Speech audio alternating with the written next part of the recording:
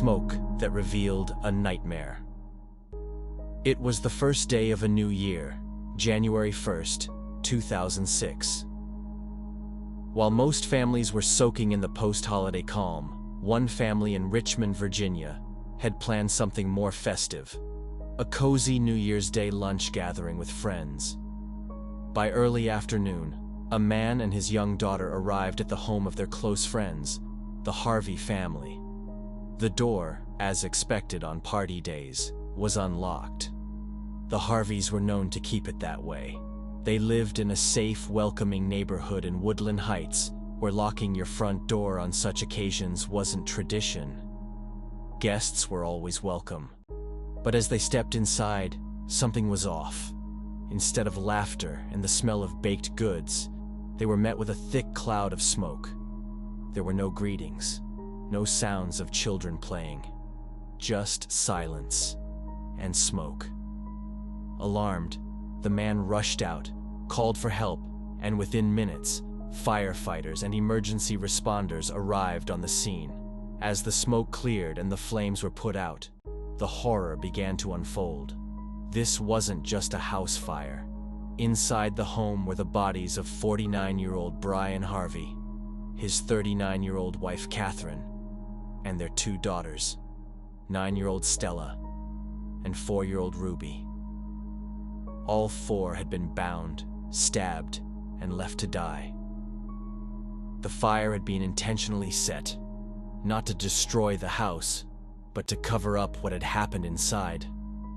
A family loved by many, a community shaken, a crime so brutal it stunned even the most experienced investigators. Who could have done this? Why the Harveys? And how did a joyful New Year's gathering turn into one of Richmond's darkest days? This wasn't just murder. This was something else. Something colder, more calculated. A haunting story was about to unfold. One that would not only terrify a city, but also reveal the terrifying randomness of evil. A family of light and legacy. Before their names made headlines for reasons too horrific to imagine, the Harveys were known in Richmond as a family of warmth, creativity, and connection. Brian Harvey wasn't just any dad. In the 1980s, he'd been part of the underground music scene as the frontman of the indie rock duo House of Freaks. You think with this business of West Germany and East Germany getting back together that Virginia and West Virginia have a chance? Yeah, and both Carolinas too, and then this should be just Dakota. His voice carried both soul and grit, and his lyrics explored everything from Southern identity to human vulnerability. After the band went quiet, Brian's life became quieter too, but his impact lingered. To many, he was an artist, a thinker, a man who had traded the spotlight for something even more sacred: family. Catherine "Kath" Harvey was equally beloved, though in a different way. Bright, expressive, and artistic in her own right, she co-owned World of Mirth, a colorful toy store in the Carytown district that felt more like a playground than a business. There were no violent toys, no cheap distractions, just joy. Kath's mission was clear: let children be children. The store became a local gem, a place where parents felt safe and kids felt seen. Together, Brian and Kath were that couple, the kind everyone admired, not perfect, but real, playful, deeply committed. They met at the Border Cafe, where Kath worked and Brian often visited with bandmate Johnny Hott. That spark grew into something lasting. They married in 1990 and quickly became a pillar of their community. Their daughters were the heart of their home. 9-year-old Stella, thoughtful, curious, artistic like her parents. And 4-year-old Ruby, bursting with life, giggles, and a streak of mischief that charmed everyone she met. The Harvey home in Woodland Heights wasn't just bricks and mortar. It was where music floated through the walls, where art supplies cluttered kitchen tables, where birthday parties spilled onto the front lawn. The neighborhood knew them, not just by face, but by spirit. Neighbors would recall how Brian was always tinkering with something in the garage or joking with the kids on the sidewalk. How Kath would run into you in Carytown, mid-errand, and spend 15 minutes catching up like you were the only person that mattered. This wasn't a family on the margins. They were stitched into the fabric of Richmond's creative, quirky, and kind-hearted community, which made the events of that January all the more devastating. Because this wasn't just the loss of 4 lives, it was the extinguishing of something that had brought light to so many others. And no one, not friends, not neighbors, not even the city's most hardened detectives, could understand why. The day evil walked in. January 1st, 2006. It was supposed to be a simple, joyful beginning to the new year. In Richmond's historic Woodland Heights neighborhood, the Harvey family was up early. Brian flipped through the front page news, sipping his coffee, while Catherine was already in the kitchen, hands dusted with flour, carefully preparing cookies for their annual New Year's Day barbecue. Ruby, the youngest, danced around in pajamas, probably with her favorite toy trailing behind her. The plan was to have a handful of close friends over for lunch, something they'd done for years. It was a tradition. It was routine. It was safe. They didn't lock the front door on New Year's Day. Guests came and went freely. That's how Brian and Catherine welcomed people. Their home had always been a place of warmth and trust, but that trust was about to be shattered. Somewhere between the prep and the party, as the Harveys settled into the flow of the morning, the front door opened. It didn't slam or creak. It wasn't kicked in or forced. It opened quietly, casually, like it belonged to someone who had every right to be there. Because that's what made this crime so terrifying. Its calmness. Its silence. Catherine probably assumed a guest had arrived early. Maybe someone offering to help with setup. But when she turned the corner and walked into the living room, what she saw wasn't comforting. It was 2 men, strangers. Their names wouldn't become public until days later, Ricky Gray and Ray Joseph Dandridge. But in that moment, they were simply 2 men with dead eyes, a quiet focus, and weapons. No ski masks, no chaos, just tension. The kind of tension that doesn't need words. Before Catherine could scream, the men had control. They weren't loud, they weren't messy, they were terrifyingly organized. Within moments, they had forced Brian, Catherine, and little Ruby into the basement playroom. That small space, usually filled with dolls and craft supplies, now became a holding cell. They used packing tape and electrical cords to bind the family. Hands, legs, mouths. The intruders said it was just a robbery, that if everyone cooperated, no one would be harmed. But the Harveys had no way of knowing that these weren't common thieves. Gray and Dandridge were drifters with violent pasts, and they were on the run. They'd already committed crimes in Pennsylvania. They were desperate, dangerous, and by the time they entered the Harvey home, they had nothing left to lose. Upstairs, the house was being ransacked, drawers flung open, jewelry taken, laptops, money, anything portable and valuable. But downstairs, time moved differently, slowly, terrifyingly. Then, a knock. It was just after 10 a.m. 9-year-old Stella had arrived home from a sleepover. It was a moment that should have been innocent. A child returning home to laughter and lunch. But instead, she was walking straight into a trap. One of the men forced Catherine to her feet, unbound her, told her to open the door, and to act natural, smile, say hello, pretend everything was fine, but warned her, If you say anything, if you run, if you so much as blink wrong, your husband and daughter die." Catherine's heart must have been racing. She opened the door, and there stood Stella, bright-eyed, bouncing with energy.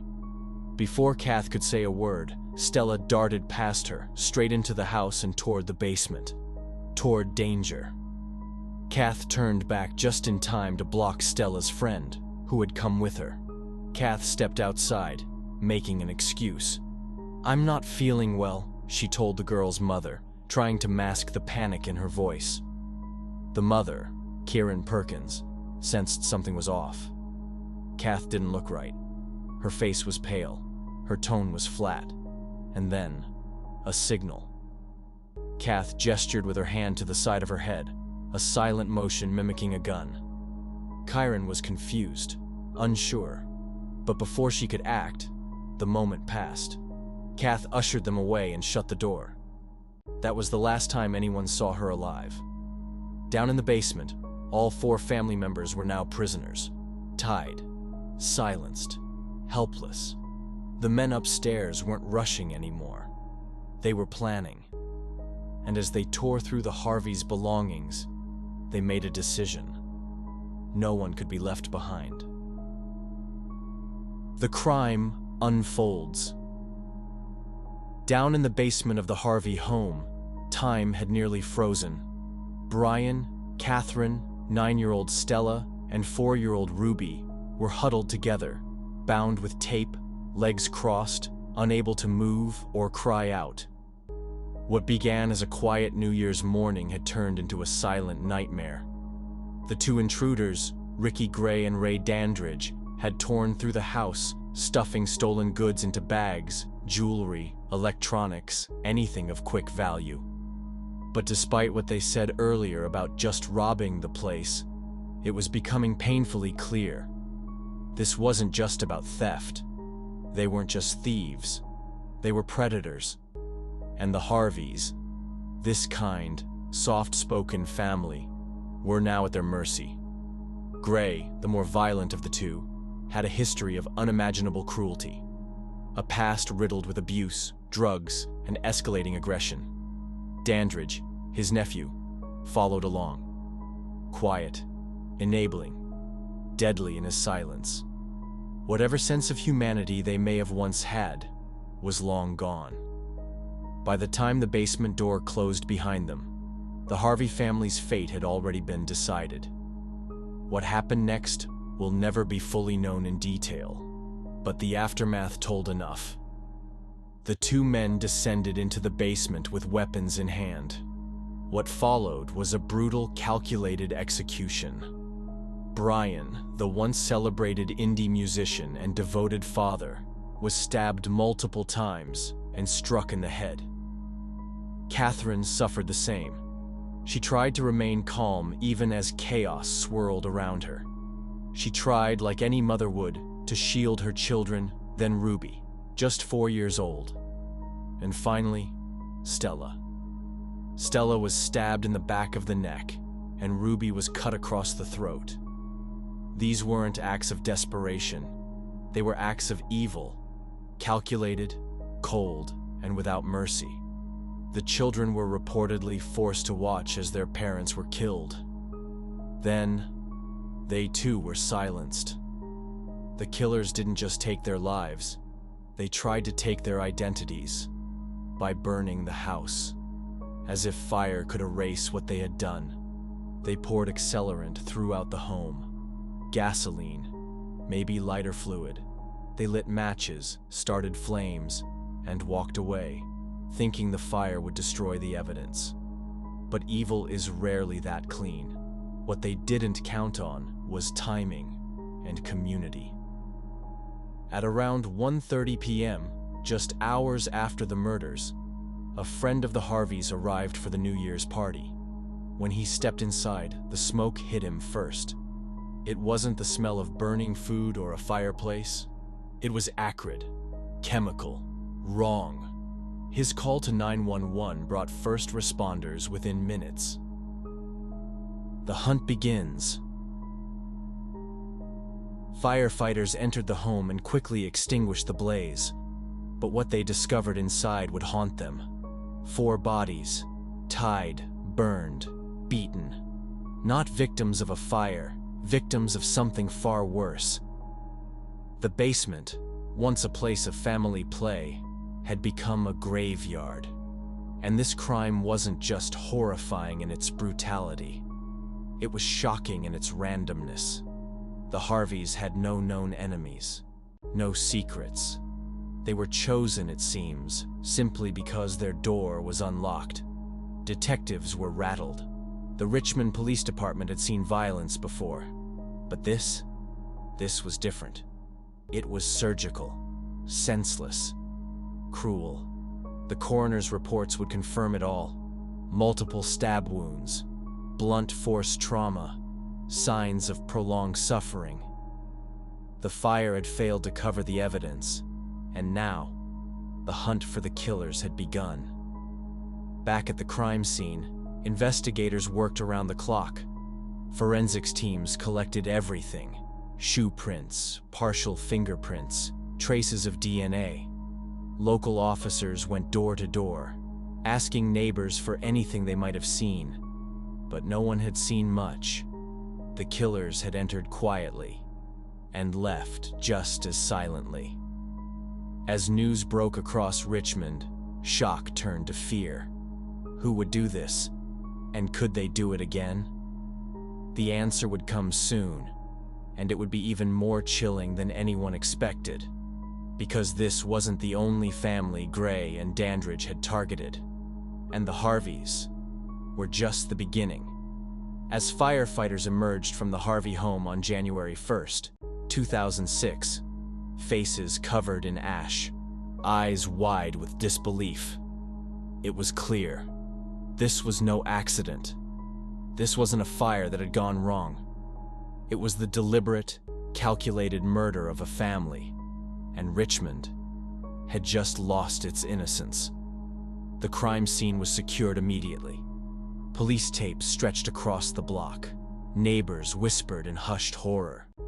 What had started as a house fire was now a full-blown homicide investigation. And not just any homicide. A quadruple murder, including 2 children, in the middle of a peaceful neighborhood on New Year's Day. Inside the house, the evidence was devastating. Investigators found packing tape, electrical cords, gasoline residue, and most disturbingly, clear signs of blunt force trauma and stab wounds. The fire had failed to fully destroy the bodies or the house, and that failure gave detectives a chance. They began piecing together every clue. Downstairs, the soot-covered basement told the full story. Brian, Catherine, Stella, and Ruby had been murdered before the fire. Their bindings were still visible. The positioning of the bodies suggested they were kept together. It looked systematic. And there was something else. Boot prints in the ash. Investigators photographed and cast the prints, hoping for a match. Partial fingerprints were lifted from several surfaces. Despite the destruction caused by the fire, the killers had left traces. They were sloppy, even if their violence was deliberate. But who could do something like this? Detectives canvassed the neighborhood. Dozens were interviewed. Did anyone see something unusual that morning? A strange car? Suspicious people? That's when a friend of the Harveys recalled a subtle but strange interaction. Catherine had opened the door shortly before the fire. She didn't look herself. She'd acted nervous. She'd gestured toward her head in a strange way, like signaling for help. A timeline was forming. They were alive in the morning, dead by early afternoon, and whoever had done it was gone. Meanwhile, elsewhere in Richmond, another household had been attacked. On January 6th, less than a week after the Harvey murders, the Baskerville Tucker family, a mother, her daughter, and her husband, were found murdered in their home just miles away. There was a link. In that house, too, there were signs of robbery, restraint, and overkill. DNA collected at the second scene came back with a match, a known criminal. His name, Ricky Gray. And it wasn't long before his name connected back to the Harveys. On January 7th, Gray and his nephew Ray Dandridge were arrested in Philadelphia after they had taken a stolen car and fled Virginia. When Philadelphia police caught them, they were found hiding in a friend's apartment, lying low. Inside that apartment were items taken from the Harvey home, including personal belongings and electronics. The evidence was undeniable. During the interrogation, Ray Dandridge remained mostly silent. He tried to distance himself from the Harvey case, suggesting it was all Gray's doing. Gray, on the other hand, eventually confessed in chilling detail. He admitted to entering the Harvey home, binding the family, and killing all 4 members. He even described how Ruby, just 4 years old, wouldn't stop crying.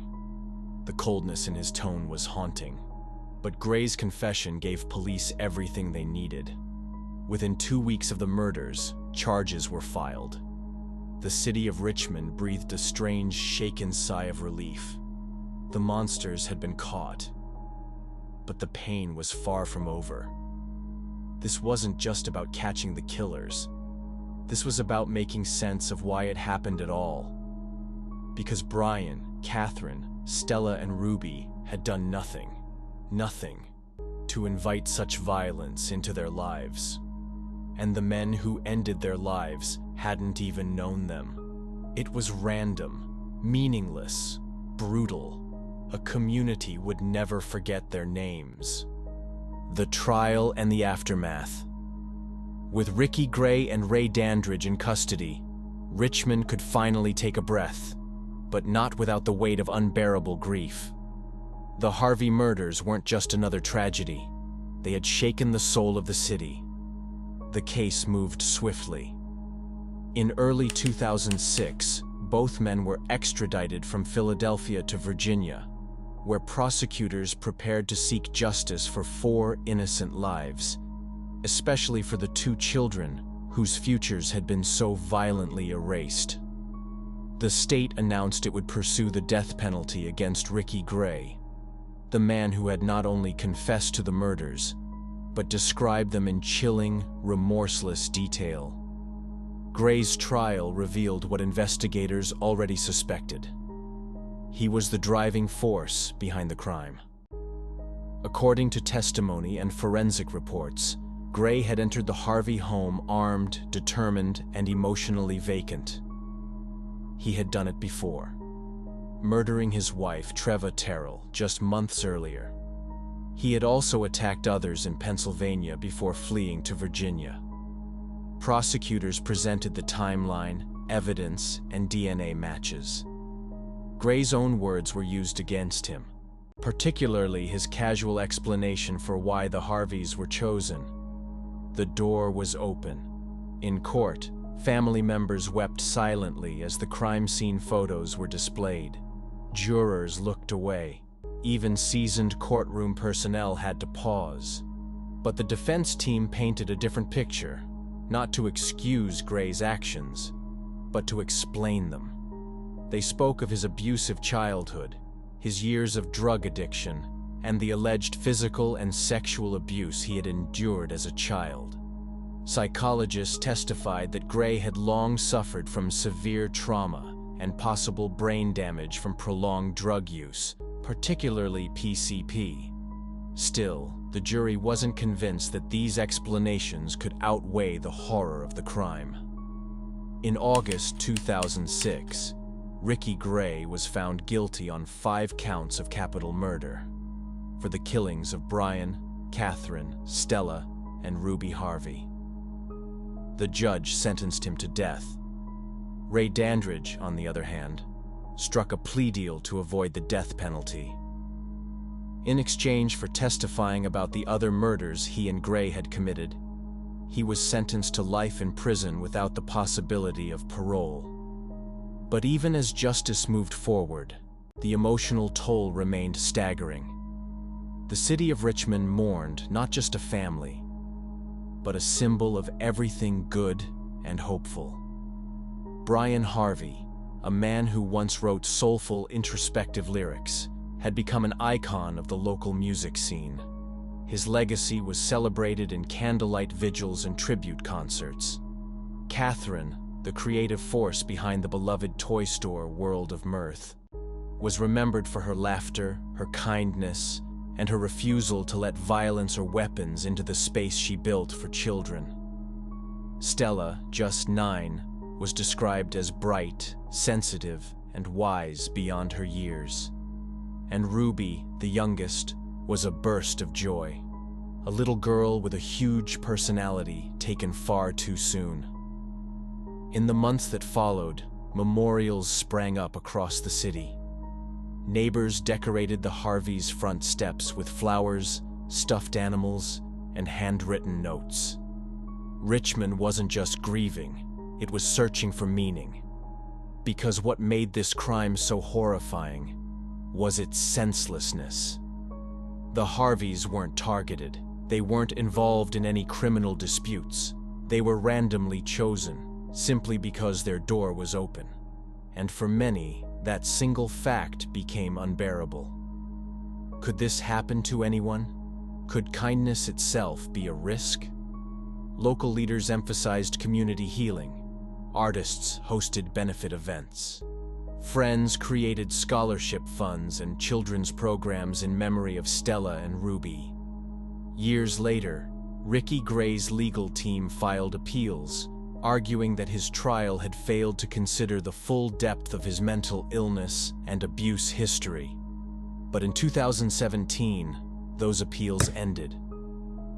On January 18, 2017, after 11 years on death row, Ricky Gray was executed by lethal injection at the Greensville Correctional Center in Jarrett, Virginia.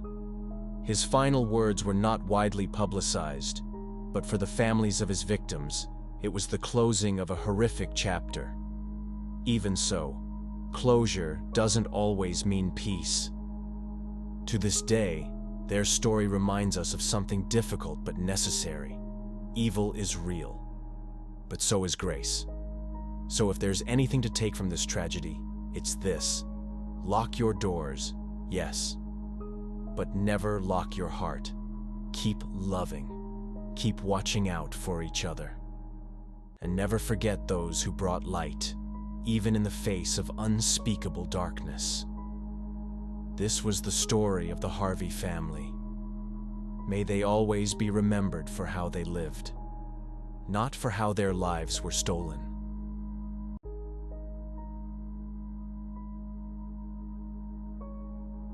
You're just 10 years old. It's a regular Monday morning. You rub your eyes, the soft whirl of your bedroom fan still humming in your ears. The house is quiet, maybe too quiet, but you don't think much of it. You assume everyone's still asleep. You call for your mom. No answer. You shuffle toward the hallway, confused, maybe a little annoyed that no one's woken you up yet. Then, you see it, and suddenly your entire world collapses. Blood. Everywhere. On the floor. On the walls. On the people you love. Your parents. Your brothers. Motionless. Silent. Lifeless. All gone. This is not fiction. This is not a horror film or a psychological thriller. This is real. It happened in a quiet Oklahoma suburb, in a home that looked like any other on the block. Neatly trimmed hedges, bicycles leaning against the porch, wind chimes jingling in the spring breeze. To the outside world, they were the definition of normal. A hardworking father, a devoted mother. 4 boys full of life and potential. They were the kind of family you'd wave to as they pulled into the driveway. The kind that volunteered at church, showed up to baseball games, smiled in family photos posted on Facebook. The story we're about to tell is real. It's chilling. And it unfolded in a quiet suburb in Oklahoma. This is the story of the Candy family and the nightmare that would change everything. Jonathan and Lindsay Candy were high school sweethearts who built a life together. They had 4 sons: Dylan, Ethan, Lucas, and the youngest, just 10 years old. They were involved in their community, attending local events, school plays, and baseball games. Lindsay was the kind of mom who brought snacks for the team. Jonathan helped his neighbors mow their lawns.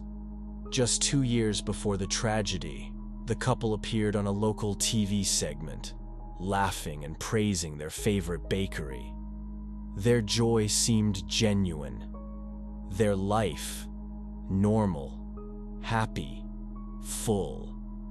But behind the smiles, something dark was growing, something no one saw coming. April 22nd, 2024.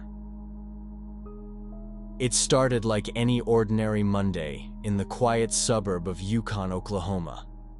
The sky was clear, birds were chirping, cars backed out of driveways as families started their day, work, school, errands. A breeze moved gently on Czech Hall Road, rustling the leaves of maple trees that lined the street. Nothing felt unusual. But inside one home at the end of that street, something was terribly wrong. The youngest member of the Candy family, just 10 years old, woke up a little later than usual. He got out of bed expecting to see the usual: his mom making breakfast, his brothers roughhousing in the hallway, his dad sipping coffee and watching the news. But this time, something felt off. It was too quiet, the kind of quiet that doesn't feel peaceful, but hollow. He called out, "Mom." No answer. "Dylan?" Still nothing. He wandered through the hallway, unsure whether everyone had already left for the day, or if he was simply being ignored. But then he noticed the first red flag, a door cracked open, and no movement inside. Then he saw it, his brother, lying motionless, not asleep, not breathing. And there was blood, too much of it. Frozen in place, the boy's instincts kicked in. He picked up the house phone. With shaking hands, he dialed 911. His trembling whispered a sentence that would freeze dispatchers. I think my whole family is dead." He said it slowly, carefully, as if hoping that by saying it aloud, it might become less real. Police were dispatched immediately to the address on Czech Hall Road. Within minutes, sirens filled the once quiet neighborhood. Flashing red and blue lights lit up the driveway. Officers jumped out of their vehicles, not knowing what they were about to find. What they encountered inside that house would haunt them for the rest of their careers. 5 bodies, scattered across 2 levels of the home, 2 upstairs, 3 downstairs. KOCO was there as police were investigating that scene. They said they did a welfare check, and that's when they found all 5 bodies. Police have identified the victim. There were no signs of forced entry, no shattered glass, no broken locks, no valuables missing. Everything was intact. There were no signs of a struggle, no overturned furniture, no defensive wounds on the victims, just silence and blood, lots of it. Each body appeared to have been shot. The precision was chilling. Some were found in bed, suggesting they may have been asleep when it happened. Others were discovered in the hallway, perhaps surprised in their final moments. The living room remained untouched, as if frozen in time. A folded blanket on the couch, a TV remote sitting beside a cushion, breakfast dishes still in the sink. The entire home felt eerie, as if whatever had occurred had been methodical, calculated. The question echoed among officers and crime scene technicians. Who would do this? At first, the possibility of a targeted home invasion crossed their minds, but the lack of forced entry and the calmness of the scene told a different story. This wasn't the work of a stranger. It felt personal, deliberate, As the coroner began documenting the bodies and forensic teams started their sweep, the focus quickly shifted, not just on what happened, but who had done it, and why. Little did they know, the answer was already inside the house, and it would change everything. The victims, who were they? Jonathan and Lindsay Candy were high school sweethearts. They met in the hallways of Bishop McGuinness Catholic High School. He was a quiet, quick-witted guy with a soft spot for humor. She was the bubbly choir girl who lit up every room she entered. They were the kind of couple you remembered, not because they were loud, but because they seemed so grounded. They married young, built a life together, and over the years, their family grew. First came Dylan, then Ethan, then Lucas, and finally, their youngest, a boy whose name the media chose not to release to protect his privacy. A boy who, by some twist of fate, would become the sole survivor of his own family. Each member of the Candy family brought something different to the household. Jonathan, 42, worked part-time at the Paycom Center in Oklahoma City. It wasn't glamorous work, setting up for basketball games and concerts, but he was reliable and well-liked. Co-workers described him as friendly, always cracking dry jokes. He wasn't the loudest guy in the room, but he was the one people trusted to get things done. He loved his boys, talked about them constantly. Lindsay, 39, was a full-time mother, homemaker, and community volunteer. She was deeply involved in her children's schools, often organizing bake sales or leading classroom parties. Her social media was filled with photos of birthday cakes she baked herself, silly selfies with her sons, and Bible verses captioned under family outings. She was spiritual, sincere, and fiercely devoted to her family. Their eldest son, Dylan, 18, had just graduated from Mustang High School. A music lover, he played bass drum in his university marching band, the Bison Brigade at Oklahoma Baptist University. He was very happy in band, and he loved it to pieces.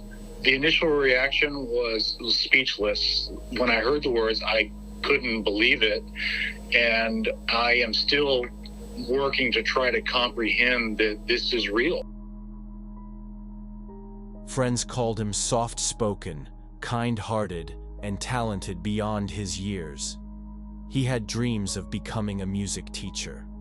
Just last year, he posted that he was finally stepping into the real world, ready or not. Ethan, 14, was a freshman and an all-around athlete.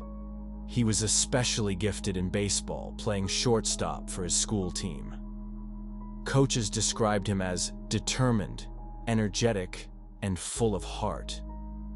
They were your all-American family. This is something, I mean, I could live 100,000 lifetimes and never expect this out of that. I could have never imagined that ever in my whole entire life, you know? And I'm still in shock. He was the type who encouraged his teammates even when the score was against them. Lucas, 12, the curious middle child, was known for being goofy and always asking questions. He loved building things, Legos, puzzles, even small woodworking projects with his dad in the garage. And then there was the youngest, only 10. He loved cartoons, animals, and his mom's pancakes. His teachers said he was a gentle soul, shy but observant, the kind of kid who watched before he spoke, who hugged you when you least expected it. They were a family, like any other, not perfect, but close, intact. And in one night, all of that was erased, leaving behind only memories, and the one little boy who now had to carry them. The investigation, a killer among them. In the hours following the discovery of 5 lifeless bodies inside the Candy family home, the small town of Yukon, Oklahoma, came to a standstill. Yellow tape fluttered in the spring wind. Detectives in gloves and boot covers moved methodically through the home. Outside, reporters gathered. Still don't know why that suspect shot and killed 3 of his children, but if you have any information, they do ask you to call their tip line. Asking the same question that neighbors were whispering behind closed doors. Who would do something like this, and why? Initially, the possibilities seemed endless. Could it have been a home invasion? A robbery gone wrong? A targeted attack? The absence of forced entry made those theories feel weak. Nothing had been stolen. There was no evidence of a break-in or struggle. No shattered windows, no splintered doors, no signs that the family had even heard the first shot. Investigators began by retracing the final hours of the family's life. Surveillance cameras from nearby homes and intersections were pulled. Cell phone records were requested. Friends, neighbors, teachers, co-workers, all were contacted. And gradually, a narrative began to form. On the night before the killings, April 21st, Jonathan Candy had been working. He was scheduled at the Paycom Center in Oklahoma City for the Oklahoma City Thunder playoff game against the New Orleans Pelicans. Those who saw him that night said he was normal, laughing, focused on his duties, showing no signs of distress or unusual behavior. After the game, he drove home. Nothing else is known to have occurred publicly that night. By the next morning, 4 members of his family were dead, and Jonathan himself was among the victims. But as autopsy results began to arrive, that picture changed dramatically. Each victim, Lindsay, Dylan, Ethan, and Lucas, had been shot. There were no defensive wounds, no signs that they saw it coming. Lindsay was found in the bedroom, shot multiple times. Dylan, in his bed. Ethan and Lucas, in separate rooms, likely killed in sequence. The positioning was deliberate, calm, clinical. And then, there was Jonathan. His body was found with a single gunshot wound to the head. A handgun lay nearby. Ballistics confirmed that it was the same weapon used in the other murders. Suddenly the question shifted. This wasn't a home invasion. This wasn't a robbery. This wasn't a random act of violence. This was a family annihilation. And the suspect, the only suspect, was Jonathan Candy himself. But why? There was no suicide note, no confession left behind, no social media outburst, nothing. Detectives dove deeper into his life. They searched his phone, his emails, his internet history. They spoke to co-workers, old friends, even his former classmates. They wanted to know if anything, pointed to an unraveling. They found nothing obvious. Jonathan had no known mental health diagnosis, no history of violence, no criminal record, no active debts or major financial crises. There was no record of marital trouble. In fact, friends said the couple seemed close. A team, one neighbor called them. It made no sense. Forensic psychologist Dr. Joni Johnston, brought in as an expert consultant, described the case as profoundly rare and psychologically complex. Family annihilators are uncommon, and when they do act, they often leave some kind of justification, a note, a manifesto, a reason. What's even rarer is for the perpetrator to spare one child. That kind of internal conflict is highly unusual and suggests a degree of remorse or panic in the moment. Investigators began to theorize. Perhaps there had been a fight between Jonathan and Lindsay. Perhaps something snapped, a breaking point reached after years of suppressed emotion. But there was no physical evidence of an argument, no injuries suggesting a struggle. Jonathan's last known public appearance, that playoff game shift, remains haunting. He joked with coworkers. He smiled for fans. Hours later, he He would take the lives of his wife and 3 sons. And still, no one can say for certain why. As the case file grew thicker, the core of it remained achingly thin.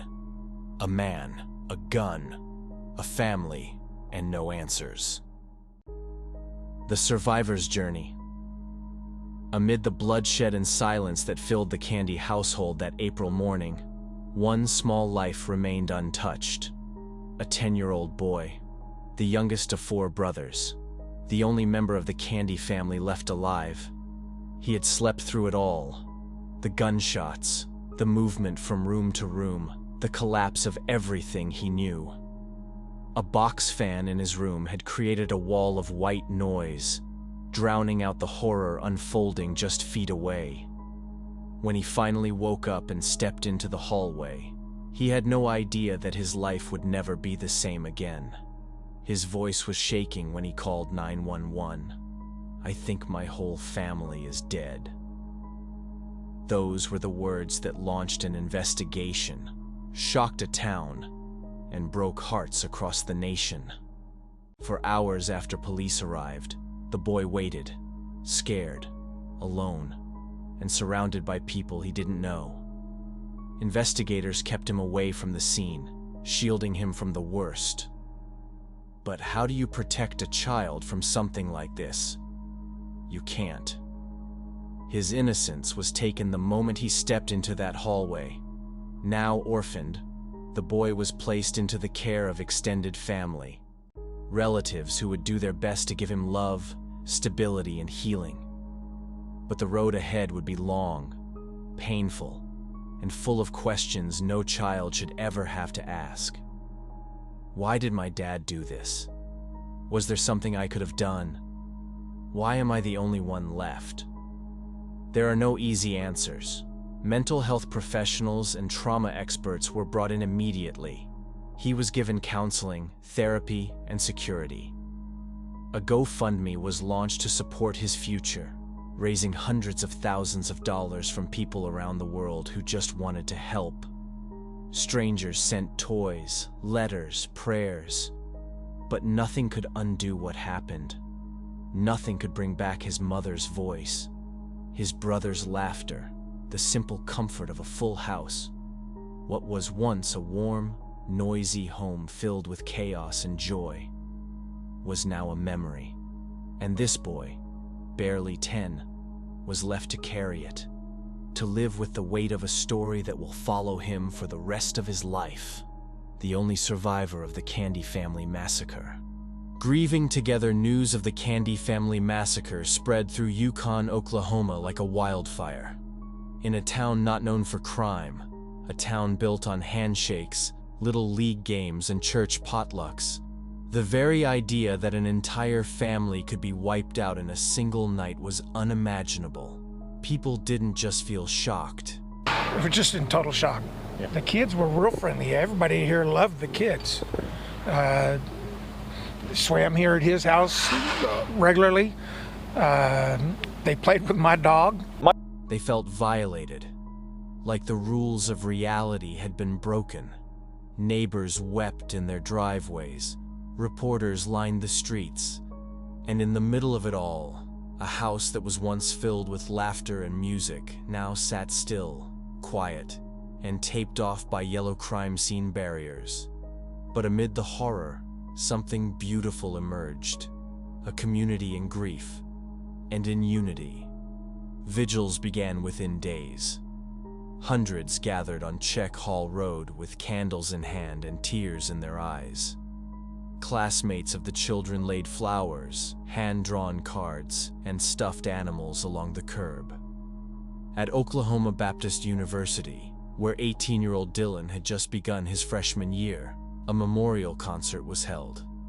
His bass drum sat on stage, untouched, under a single spotlight. The crowd observed a moment of silence that felt like it lasted forever. Ethan's baseball team retired his jersey number and placed a memorial plaque at the Mustang Youth Sports Complex. His coach spoke through tears, calling Ethan a spark of energy we'll never replace. Lucas's elementary school planted a tree on the playground where he used to laugh with his friends. The plaque beneath it reads, "Forever in our hearts, always on the field." And though few knew what to say, everyone showed up, not just to mourn, but to stand together. Final reflections. A legacy of pain and hope. In the weeks that followed, as headlines faded and the police reports were filed away, one question lingered in the minds of everyone who had followed the story. Why? Why would a father do this? Why didn't anyone see the signs? Why did no one speak up, if there was something to speak up about? The truth is, we may never know. No suicide note was found. No journal. No final message explaining the motive. And that's perhaps the most painful part. That the people who love the candies and the child who survived may spend the rest of their lives searching for answers that don't exist. But this tragedy leaves behind more than pain. It leaves a warning, a wake-up call, a responsibility. Because behind happy family photos, behind polite conversations at church, behind the most ordinary smiles, there can live extraordinary pain. We tend to believe that real danger looks like a stranger at the door or a headline on the news. But sometimes the danger lives quietly. It sleeps in the same room. It eats dinner with you. It says, "I love you," before bed. And it breaks silently. This story reminds us to ask the hard questions, to reach out, even when people say they're fine, to listen, not just to words, but to what's missing between them. It reminds us that even the people we trust most can be struggling in darkness we don't understand. Let us never forget Lindsay, Dylan, Ethan, and Lucas Candy for how they lived, for their laughter, their talent, their dreams. And let us hold space for the one who survived, the boy who woke up alone, but who was never truly alone. A child who deserves healing, a future, and a world that's willing to listen so that this never happens again. In the annals of unsolved crimes, few cases are as perplexing as the Miyazawa family murders. On New Year's Eve 2000, a grandmother named Satsuko Miyazawa made a horrific discovery that would launch one of Japan's most extensive investigations. She found her son's entire family, 4 people, brutally murdered in their Tokyo home. But this wasn't just another tragic homicide. What makes this case truly extraordinary is what happened after the killings.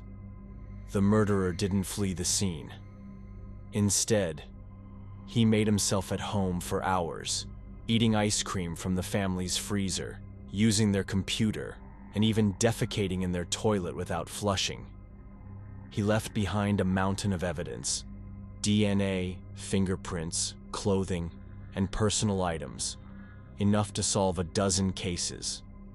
Yet more than 2 decades later, despite involving over 246,000 detectives and offering Japan's largest reward, the killer remains free. This is the story of a crime so bizarre, it earned the nickname the Goldilocks Murder, and the haunting question that still echoes today: how can someone leave so much evidence behind and never be caught? The family. The Miyazawa family lived in what was once a bustling Tokyo neighborhood. Father Mikio, 44, was described as friendly and easygoing. Mother Yasuko, 41, was a dedicated tutor who ran a cram school from their home. Their children were 8-year-old daughter Nina and 6-year-old son Ray, who had a developmental disorder. By 2000, urban expansion had transformed their neighborhood. Most families had moved away seeking quieter lives, leaving only 4 houses in the area. The Miyazawa home was actually two attached residences. One side housed the family, while the other accommodated Yasuko's relatives, mainly her mother. The family had already decided to relocate as their land was sold to the city for expanding Seijo Gaya Park. However, Yasuko postponed the move, concerned about how the transition would affect her children, especially Rei. As an educator, she understood the importance of stability in a child's development.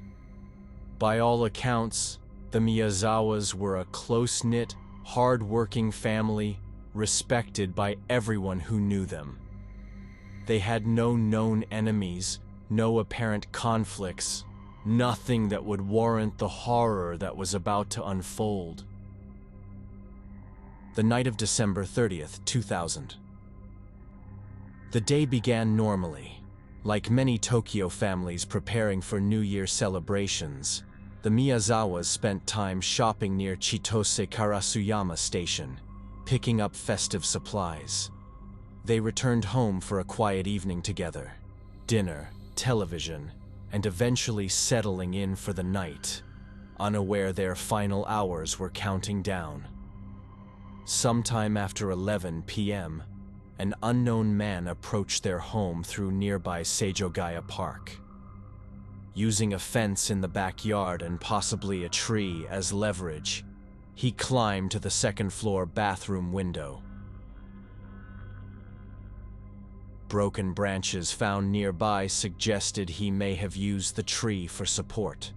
Once at the window, he removed the screen and silently slipped inside. The killer's first target was 6-year-old Rei, sleeping peacefully in his bedroom. Unlike the rest of his family, Rei wasn't stabbed. Instead, the intruder strangled him to death, leaving his small body lifeless in bed before moving on. When Mikio heard a commotion upstairs and rushed to investigate, he came face to face with the killer. The intruder immediately pulled out a sashimi knife, a long razor-sharp blade used for slicing seafood, and launched a brutal attack. Mikio fought back desperately, but the killer struck repeatedly. During the struggle, accounts vary about exactly what happened. Some reports suggest Mikio stumbled and fell down the stairs where he eventually bled to death. Others indicate the killer initially attacked him downstairs, and as Mikio tried to escape, he collapsed near the staircase. What's certain is that his body was found at the base of the stairs, with a fragment of the murder weapon still embedded in his skull. With Mikio dead, the killer turned to the final victims, Yasuko and Nina, both asleep in the attic, unaware of the horror below. Forensic evidence suggests he crept into the attic and struck while they were still sleeping. Bloodstains on their futon indicate a sudden, merciless attack. At some point during the assault, the killer discarded the broken sashimi knife and grabbed a kitchen knife from the family's own kitchen. In a desperate attempt to escape, Yasuko and Nina tried to flee down the foldable attic ladder, but the killer was faster. Their bodies were discovered at the top of the second-floor staircase, huddled close together. Nina's fate was particularly horrific. She had been stabbed repeatedly and beaten so brutally that several teeth were knocked out. Forensic analysis revealed the most chilling detail.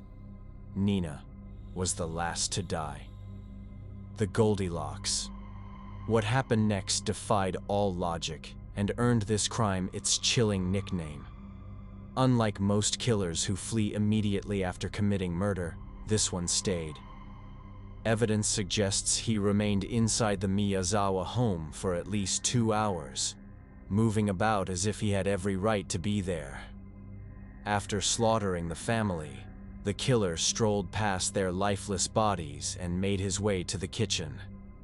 There, he raided the refrigerator, pulling out several tubs of ice cream, a bottle of barley tea, and according to some sources, even a slice of melon. Then, without a second thought, he started eating. What makes this behavior even stranger is how he consumed the ice cream. Instead of using a spoon, he squeezed the containers until the contents pushed to the top, then bit directly into them, leaving behind saliva and fingerprints. It was as if he didn't care about being caught, or worse, as if he wanted to leave evidence. During his feast, he realized he had injured himself in the attack, likely when the sashimi knife broke while stabbing Mikio. Instead of panicking, he simply grabbed the family's first aid kit, patched up his hand, and left the blood-soaked bandages in plain sight. He then made his way to a storage room on the first floor and began rifling through the Miyazawa family's personal documents.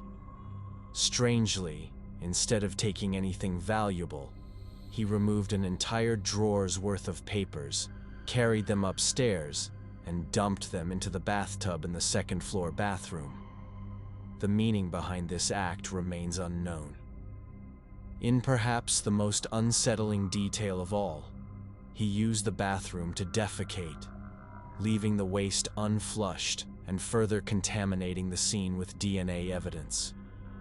Afterward, he wiped his hands on a bathroom towel, smearing his own blood onto the fabric. At approximately 1:18 a.m., the family's computer was turned on. System logs show the killer not only powered up Mikio's computer, but also created a new folder. Some sources claim he used the internet to visit a local theater company's website, though this has never been fully confirmed. The sheer audacity of calmly using the family's computer while their bodies lay just feet away only adds to the case's eerie nature. Before leaving, he removed several pieces of clothing, his jacket, hat, shirt, and scarf, and left them behind, along with handkerchiefs, a fanny pack, and black gloves. Even more shocking, both murder weapons were also abandoned at the scene. The horror was discovered the next morning around 10:30 a.m. when Yasuko's mother, Haruko, worried that her daughter hadn't answered phone calls, decided to check on the family. As she stepped inside, she was met with a nightmare: her son-in-law Mikio lying lifeless at the base of the stairs. Overwhelmed with shock, she immediately called police. When authorities arrived, they found not only 4 brutally murdered victims, but also a staggering amount of physical evidence. There were fingerprints and shoe prints scattered throughout the house, DNA samples from the killer's blood, discarded clothing including his personal items, both murder weapons carelessly left behind, and unflushed feces containing even more DNA. With such overwhelming forensic evidence, investigators were confident this would be an open and shut case. One former senior police official remarked that the crime scene was a mountain of treasure, and that everyone thought an arrest was just around the corner.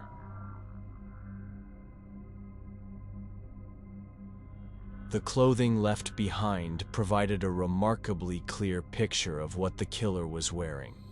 A gray Crusher bucket hat, white baseball shirt with purple sleeves, cheap plaid scarf with no tags, Uniqlo AirTech jacket, black gloves, and a gray and black fanny pack. Footprints revealed he wore Slazenger sneakers, size 27.5 centimeters. DNA analysis suggested the killer was male, between 15 and 35 years old, 5 feet 6 inches to 5 feet 7 inches tall with a slender build, type A blood.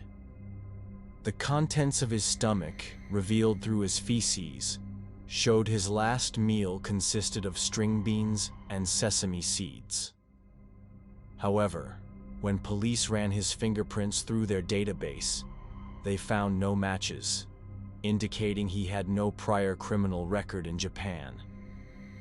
two crucial clues emerged that expanded the investigation internationally. First, the Slazenger sneakers he wore were never sold in Japan. They were exclusively available in South Korea. Second, analysis of his fanny pack revealed skateboard grip tape, traces of Drakkar Noir cologne, and sand particles that forensic testing traced to Los Angeles, California, specifically near Edwards Air Base. The theories. The military theory. The most widely discussed theory suggests the killer was U.S. military personnel. The sand from Edwards Air Base could have gotten into his bag while stationed there, before being transferred to Yokota Air Base, located just an hour from the Miyazawa home. DNA analysis revealed mixed ancestry, a Southern European mother and East Asian father, which could explain his ability to read Japanese documents while having no Japanese records.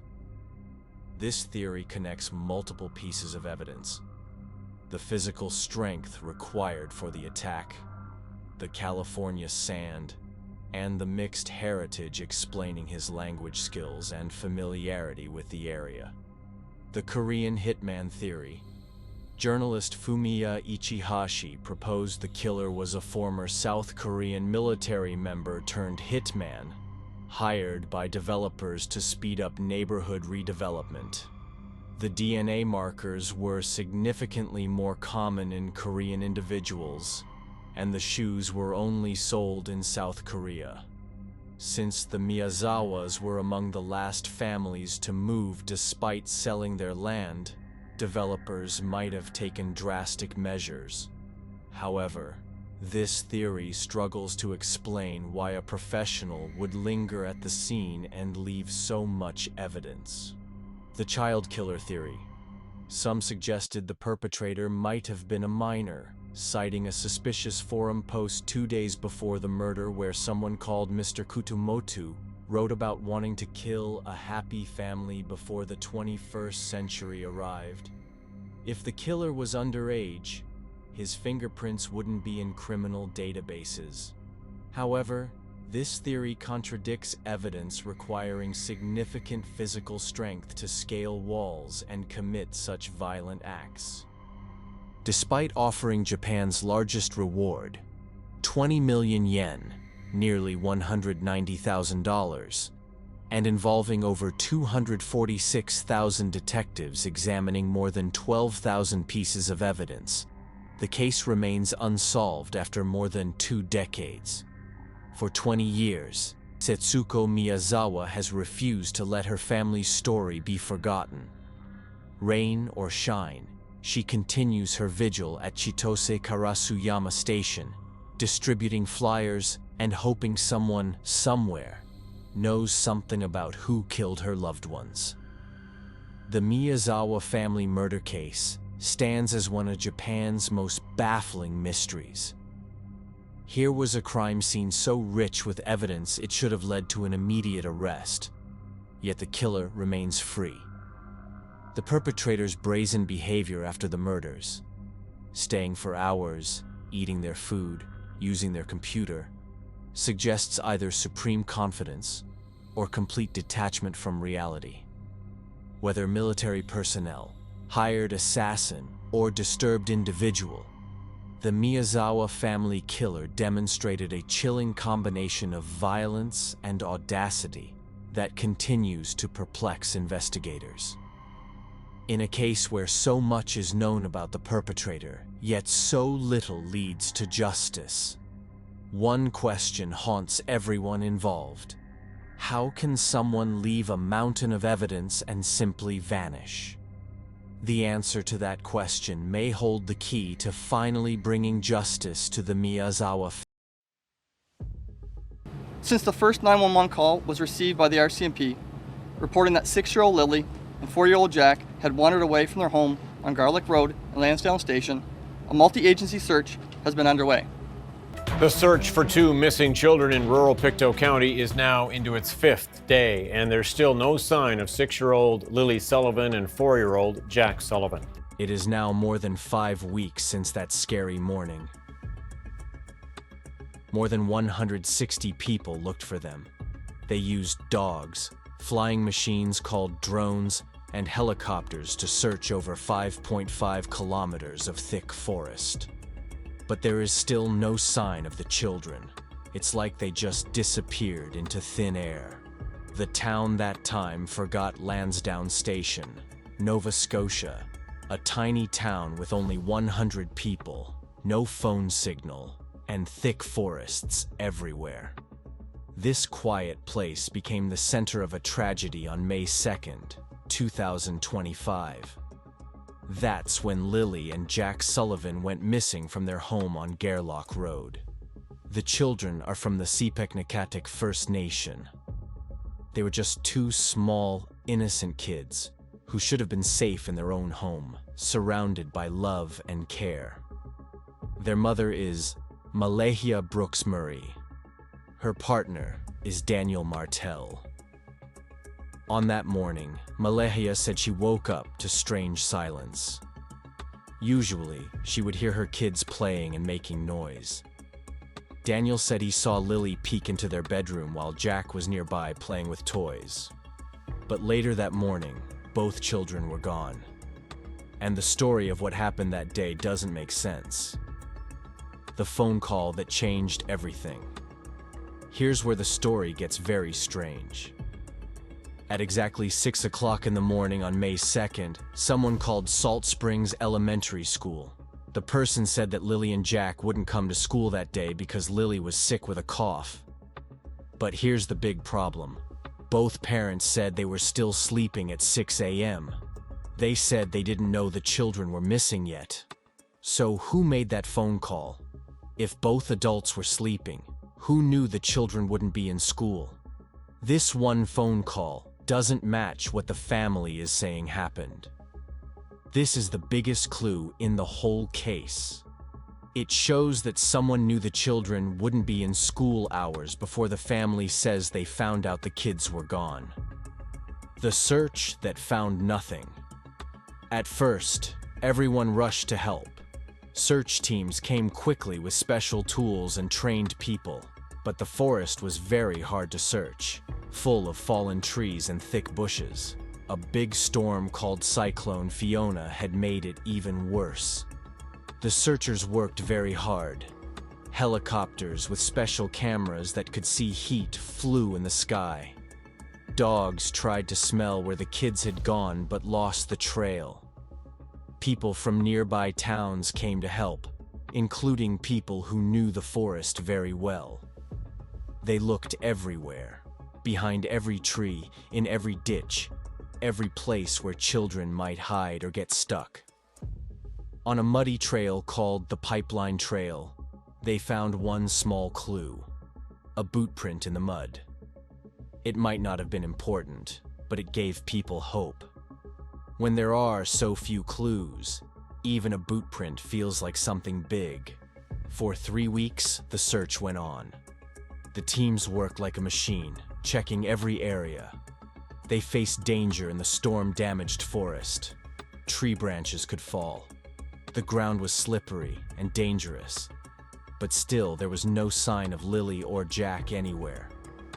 The search ends, the investigation begins. Then came the words no one wanted to hear.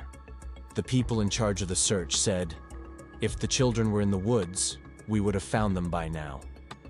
A search expert told reporters, "The likelihood they're alive right now is very low." These are not words that people say easily. When experts say survival is unlikely, it means they have looked at everything. How much time has passed, how cold it was, how well they searched, and probably other things they haven't told the public. The search for living children was over. Now it became something else, looking for what happened to them and who might be responsible. County as a whole and the province as a whole, I think, need to know what happened in this case. I'm out here still searching, still fighting to try to find them.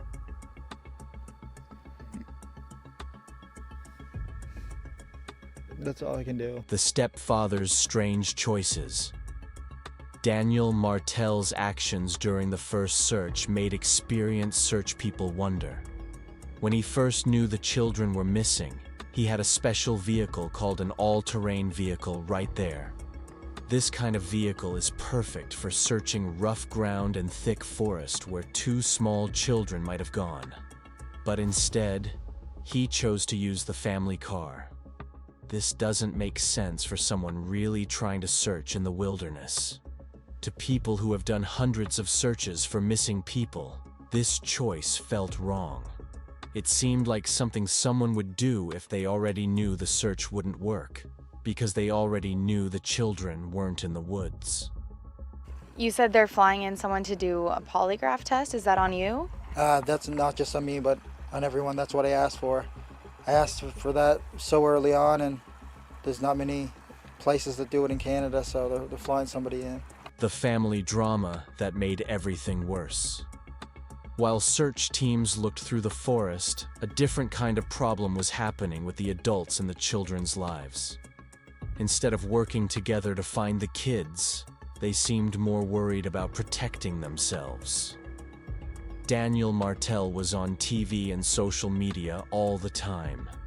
He gave interviews, made public statements, and was always in the spotlight. His message was always the same. He was the good stepfather. He was helping the police, and he had even taken a lie detector test that he said he passed. But in his public statements, he kept blaming Malahia. In private messages that later became public, Daniel wrote, "If she hadn't left, none of this would have happened." To many people, this didn't sound like sadness. It sounded like blame. Meanwhile, Malaya had completely disappeared from public view. No TV interviews, no social media posts, no desperate requests for help finding her children. Her silence was very different from Daniel's constant talking. This created a weird situation that made people uncomfortable.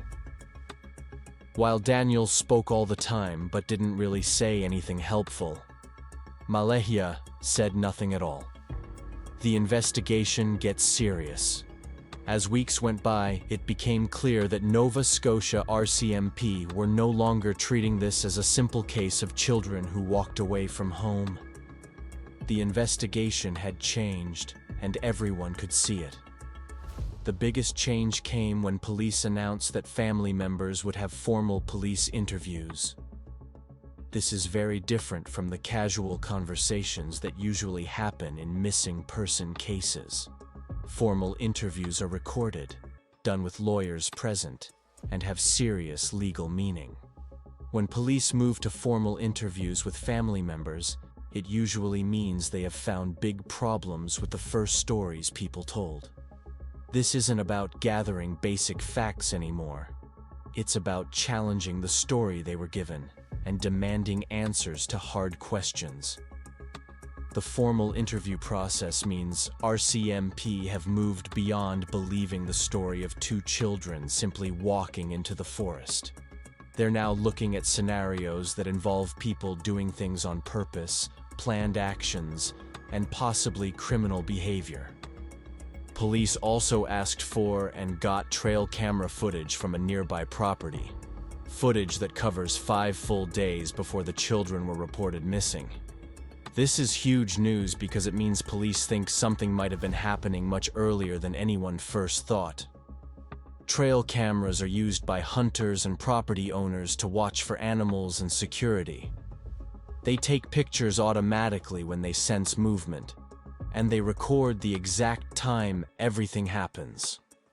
5 days of footage creates a huge digital record of everything that happened around the Sullivan property before the children disappeared. This could include normal family life, visits from friends or relatives, delivery trucks, or any unusual activity that might explain what happened to the children. The fact that police asked for 5 days of footage is very important. If they thought this was just children walking away, they wouldn't need to look at what happened days earlier. But they do think it's important, which means they're looking at more complicated scenarios. Police have also asked the public for dashcam footage from drivers who went through the area around the time of the disappearance. Dashcam footage usually means police are thinking about scenarios involving vehicles, either the children leaving the area or being taken by someone else. They say they've covered a 5.5-kilometer search area and received 355 tips so far in the search for Lily and Jack Sullivan. The polygraph that proves nothing. Daniel Martel has talked many times about his willingness to take polygraph tests, lie detector tests, and his claim that he passed them. However, police have never confirmed these claims, and polygraph results usually can't be used in court because they're not very reliable. The focus on the polygraph test seems to be part of a plan to make Daniel look cooperative and honest. However, experienced investigators know that polygraph tests can be fooled by people who understand how they work, and the results often don't mean anything in determining if someone is really guilty or innocent. What's more telling than the polygraph claims is when and how Daniel made them public. Instead of quietly helping the police and letting the investigation happen in private, Daniel chose to make his cooperation public, turning it into something he could talk about in his media appearances. This approach, making private investigation matters public, suggests someone more worried about how the public sees him than actually helping to find the missing children. They have not been found after weeks of extensive searching the heavily wooded area. Every day when I wake up, feels like I'm reliving a nightmare of May 2nd. But the main feelings from sadness have just turned to anger because there's no evidence as of after 1 month. And it's really taken a toll. The mother's mysterious silence. While Daniel was always on camera and in the news, Malehia Brooks Murray's complete disappearance from public view became equally important. The mother of 2 missing children had basically vanished from the story as completely as her children had vanished from their home. People gave different reasons for why she wasn't speaking. Maybe she was too upset to talk. Maybe her lawyer told her not to. Maybe she was trying to protect herself from public attention. Or maybe she just couldn't cope with the trauma. But to many people watching the case, her silence felt like something more planned, like the behavior of someone who understands that speaking might reveal more than it would help. The difference between the parents' approaches couldn't have been bigger. While Daniel spoke all the time but didn't really reveal anything useful, Malehia said nothing at all. In the empty space created by her silence, people started guessing and becoming suspicious. Her absence from press conferences, social media, and public appeals created a hole that was filled by other people's ideas about why she was staying quiet. Some people saw her withdrawal as proof she was guilty, while others thought it was a natural response to trauma and public scrutiny. What started as a close community united in concern for 2 missing children slowly broke apart under the weight of unanswered questions and growing suspicions. At first, the response was everything you'd want to see. Neighbors organizing search parties, local businesses putting up missing children posters, and residents coming together to support the family in crisis. But as weeks passed without answers, that unity began to crack. The problems with the timeline, the family drama playing out in public, and the change from search operations to criminal investigation created an atmosphere of uncertainty and mistrust. Local businesses that had happily displayed missing children flyers found themselves in an uncomfortable position. Some continued to show support for the search efforts, while others quietly removed the posters as hope faded and questions about the family's involvement grew. Salt Springs Elementary School, where Lily and Jack should have been going to classes, became a daily reminder of interrupted lives. Their empty desks, unfinished school projects, and absence from playground activities serve as constant reminders of what's been lost. The school connection also gives investigators official records that can verify or challenge various parts of the timeline. The 6 a.m. phone call reporting the children's absence would have been recorded, creating a paper trail that can't be disputed or changed after the fact.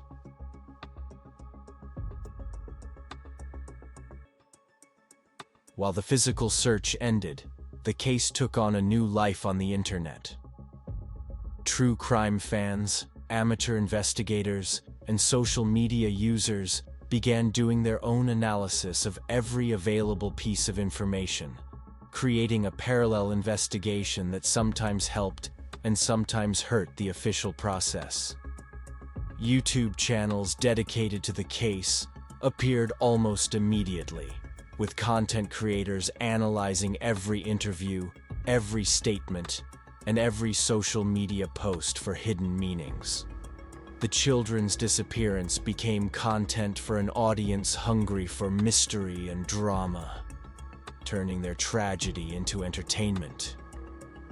The comment sections of news articles became battlegrounds where different theories competed for attention and validation. Supporters of Daniel Martel clashed with those who viewed him suspiciously, while Malehia's silence was either defended as trauma-induced withdrawal or condemned as evidence of guilt. One of the most important developments in the case came when police confirmed that Lily and Jack were seen in public on May 1st, the day before they disappeared. This gives investigators the last confirmed sighting of the children outside their family home. Police said the children were seen in public with family members on the afternoon of May 1st. This confirmation establishes a clear timeline and gives investigators a starting point for what happened in the final 24 hours before the children vanished.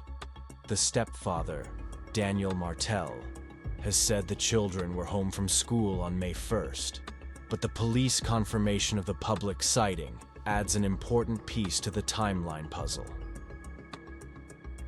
As of June 2025, Nova Scotia RCMP report no new public updates in the case, though the investigation remains active and ongoing.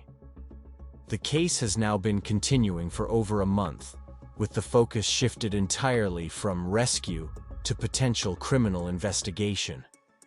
More than 355 tips have been sent to police about the siblings' disappearance, and officers have formally interviewed more than 50 people, with more interviews planned. The formal interview process with family members represents a critical phase that may determine whether charges are filed and what those charges might be. The stakes are enormous, not just for the family members involved, but for any chance of achieving justice for Lily and Jack. Critical questions remain unanswered after more than 5 weeks. Who made the 6 a.m. phone call to the school when both parents claimed they were asleep? Why did Daniel choose a regular car instead of his all-terrain vehicle for wilderness searching? What was captured on 5 days of trail camera footage that investigators felt they needed to collect? Why has Malehia completely withdrawn from all public communication about her missing children? What do police hope to discover in dash cam footage from the area? Why does every adult involved seem more concerned with protecting themselves than finding 2 missing children? Most troubling of all, in a case where every adult seems more worried about their own situation than finding 2 missing children, who is actually fighting for Lily and Jack? More than 5 weeks after Lily and Jack Sullivan vanished, several different kinds of silence define this case. A mother who won't speak, investigators who guard their evidence closely, a community that has run out of hope, and most tragically, the silence where 2 children's voices should still be heard. Innocent victims of whatever occurred in their home that morning in May, Truth may be their only justice. Their story serves as a stark reminder that behind every missing child case are real children with real lives, dreams, and potential that have been cut short by adult failures. 6-year-old Lily should be in 1st grade, learning to read bigger books and making friends. 4-year-old Jack should be playing with toys, asking endless questions, and getting ready for his 1st year of school. Instead, their voices are silent, their futures stolen, their potential lost. Until someone breaks the silence that has consumed this case. Until someone chooses truth over self-preservation. Until someone finally puts the children first. Lily and Jack remain where they've been since that tragic morning. Lost in the space between what we're told and what we know. Between hope and harsh reality, between the lies that were told and the truth that waits to be revealed. The investigation continues, the questions multiply, and the silence grows heavier with each passing day. But somewhere in that silence lies the truth, and investigators are methodically working to uncover it. For 2 children who deserved protection, love, and long, happy lives, that truth represents the only hope for justice in a case that has been defined by everything except the welfare of the innocent victims at its center. Active investigation ongoing with no recent public updates from Nova Scotia RCMP. Anyone with information about Lily and Jack Sullivan should contact these sites.